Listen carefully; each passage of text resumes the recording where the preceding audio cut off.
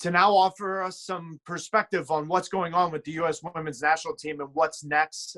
Meg Linehan from The Athletic, I really appreciate you taking the time, Meg, to join us, as you've been one of the few, I'd say, resources that have dived in and really given both perspective on this. Meg, let's start with this.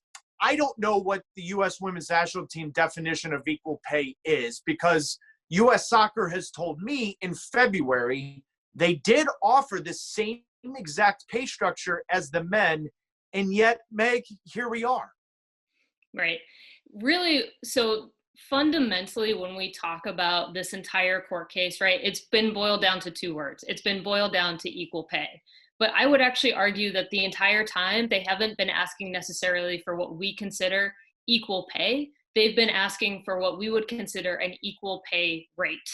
And that's really the key distinction in this case. And I think part of it that has been lost in the bigger picture discussions is the potential for a women's national team player to earn at the same rate as a men's national team player. So I think that's how they're defining what they consider equal pay to be.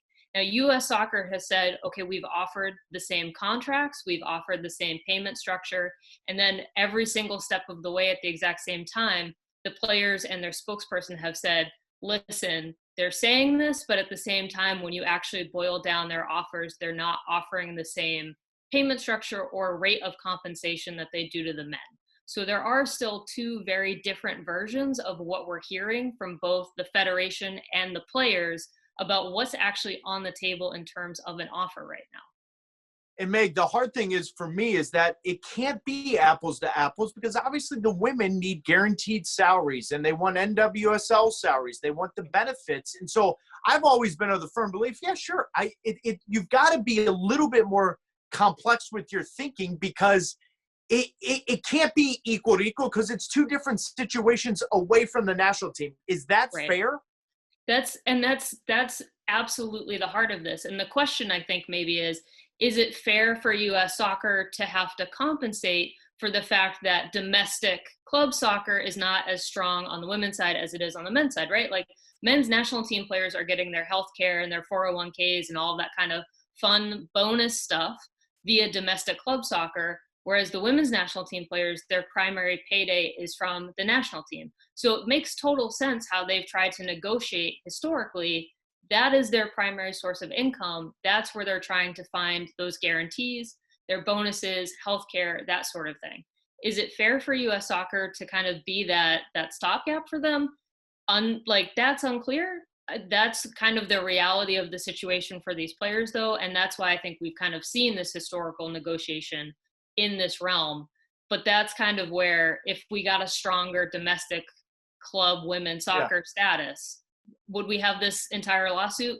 Maybe not.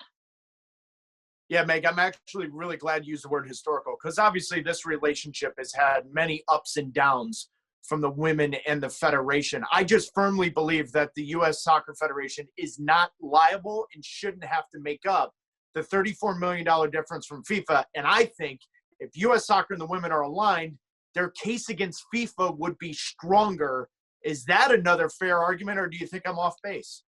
I think that also has some complexity.